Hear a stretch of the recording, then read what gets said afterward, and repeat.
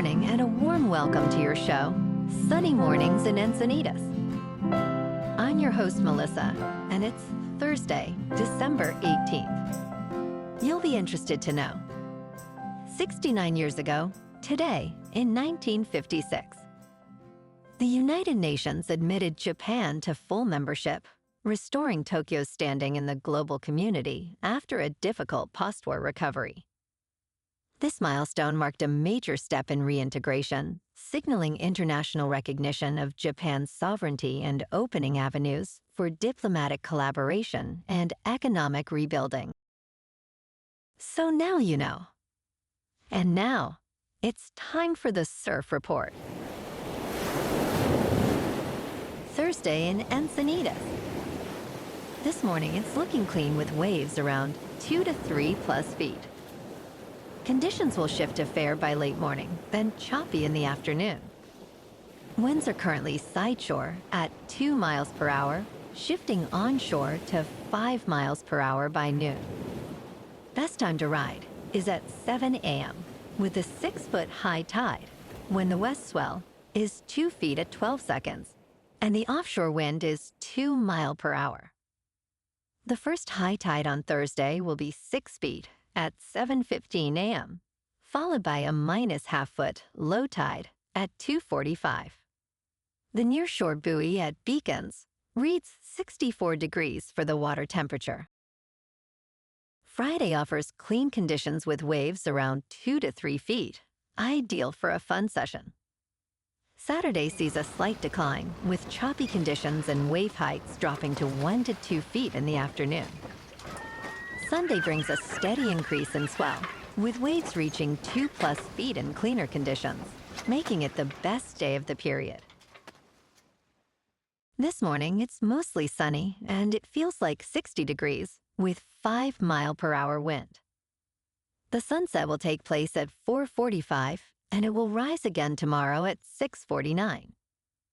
It looks like we're in for a sunny day, with a high near 68 and a light north breeze. Tonight, expect partly cloudy skies with a low around 56 and light winds. Looking ahead in the weather, Friday will be mostly sunny with a high near 66 and a light south wind of up to 5 miles per hour. Patchy fog is possible late Saturday night into Sunday morning. Otherwise, highs stay in the low to mid-60s with mostly cloudy nights and lows around 56. Bonjour, food enthusiasts. This podcast is brought to you by Versailles Cafe and Pastries in Encinitas. Nestled on El Camino Real South, just north of Encinitas Boulevard, this cafe is a haven for culinary delights. Indulge in their amazing Eggs Benedict or their gluten-free crepes. You can grab a panini for lunch or just breeze on through to get your morning coffee. They are open every day from 8 to 5. So stop on by and don't forget to tell them Sunny Morning sent you. In local news, Marines at Camp Pendleton are learning how to shoot down small enemy drones with shotguns during exercise Steel Night. Lieutenant Colonel Reginald Thomas III, commanding officer of the headquarters and service battalion of the 1st Marine Logistic Group, stated, "The drones in the hands of our future adversaries are cheap, light, and maneuverable." The exercise included a live-fire range that served as a proof of concept for evaluating methods to combat drone systems. Concerns have arisen that small drones, similar to those used in Ukraine, could disrupt supply lines and expose positions. Exercise Steel Night 25 concluded on December 14th, testing the ability of the I-Marine Expeditionary Force to integrate capabilities for Indo-Pacific readiness.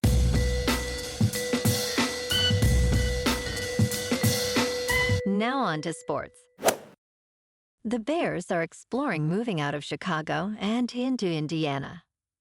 The team has been in Chicago for more than 100 years, having moved to the city in 1921 from Decatur, Illinois. Bears president Kevin Warren announced the team's latest stadium plans, stating the need to evaluate opportunities throughout the wider Chicagoland region, including Northwest Indiana. Warren emphasized that this is not about leverage and that the team is committed to Chicago. The Bears face obstacles in their search for a new stadium, but moving to Indiana is now Plan C. Having a team play in a state outside of its city is rare, but not unprecedented. Looking at tonight, Sam Darnold was far from his best when he faced the Seattle Seahawks, and he knows he must perform better after tossing 4 interceptions against the Los Angeles Rams on November 16th.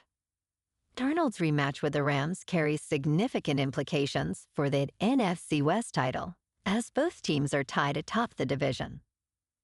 Darnold stated, "We are excited about this challenge," acknowledging his previous performance.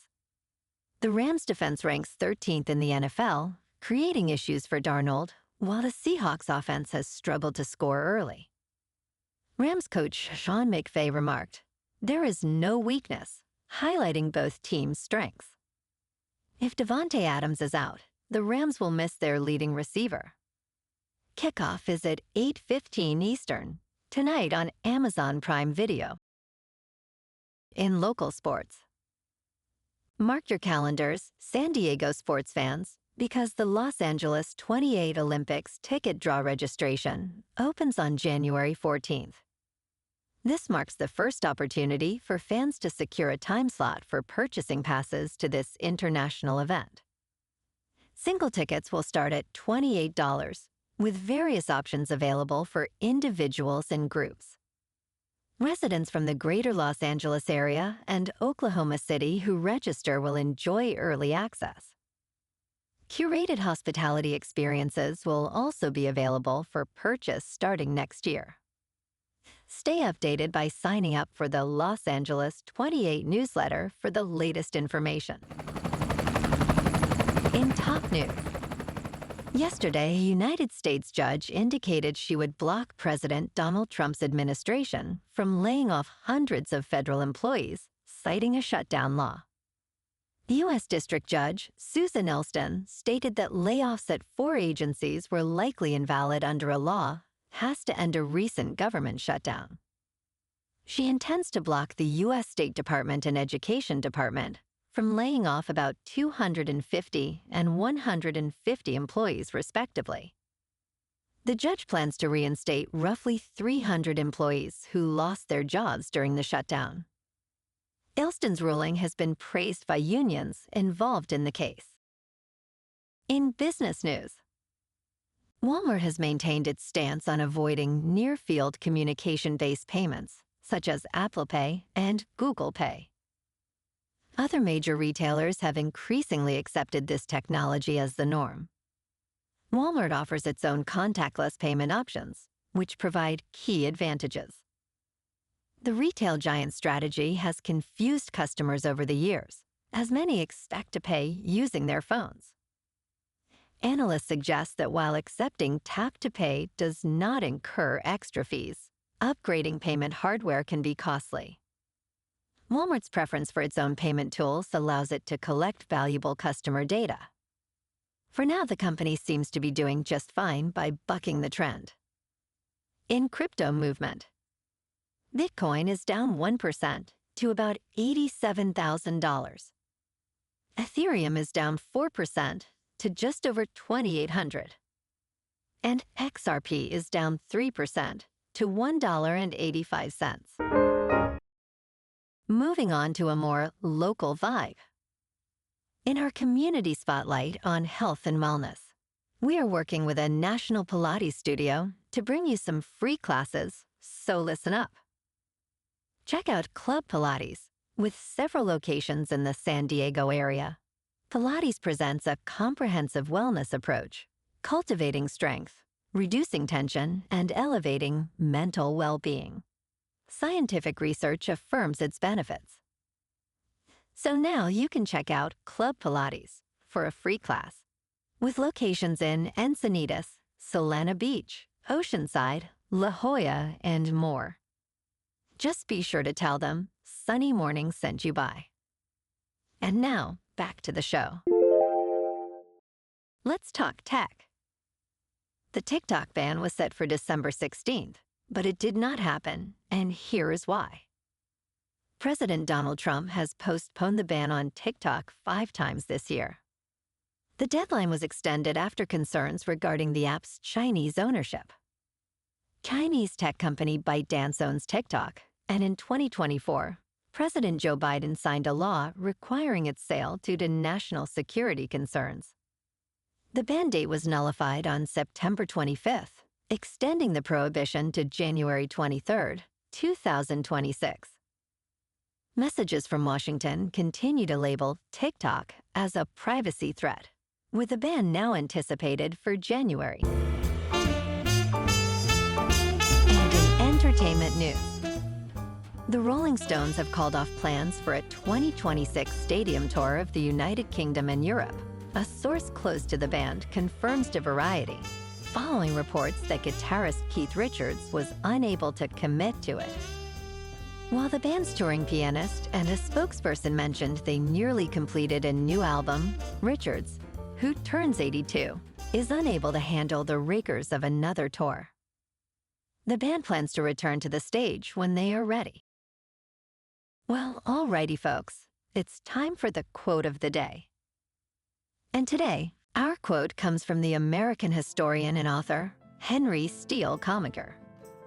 And he said, "Change does not necessarily assure progress, but progress implacably requires change." And that's a wrap for this morning. You can check out our Instagram, YouTube, and TikTok for some captivating aerial videos with local news and the surf reports. Have an amazing day, my good friends. We'll see you tomorrow with another episode of Sunny Mornings in Encinitas.